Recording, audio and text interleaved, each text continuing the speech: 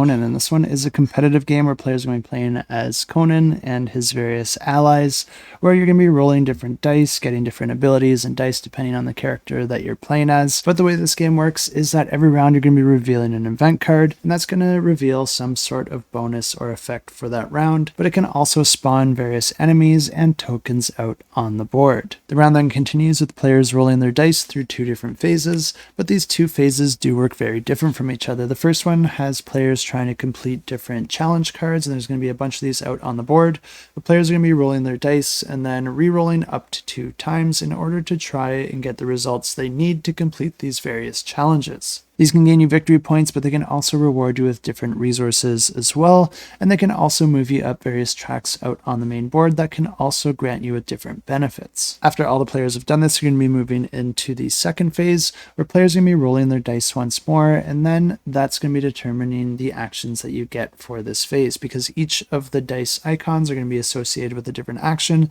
it's going to allow you to do different things like move around on the board, use a location-specific action, or even gain different tokens that you can use to issue rerolls or even make a die a certain value in the future. But in this phase, there's going to be a bunch of different battles and encounters that players can engage in, and these are either going to be triggered by visiting a particular location or by committing dice to one of the encounters, and once a certain amount of dice are committed to those encounters, that encounter is going to trigger. The cool thing about this is that players are going to be gaining victory points based on their contributions to that encounter, and if you're committing dice, it's going to be guaranteeing you certain symbols when that counter actually resolves. But if you were the one to trigger that encounter, then your opponents are going to be able to roll their dice first, and then you get to decide how much of their dice you want to commit to that card. Ideally, you're committing the least amount of your opponent's dice as possible because, like I said, the amount that they contribute is going to be dictating the amount of victory points they get. But this doesn't mean that you don't want their help, because after you've decided how many dice you want to take from your opponents,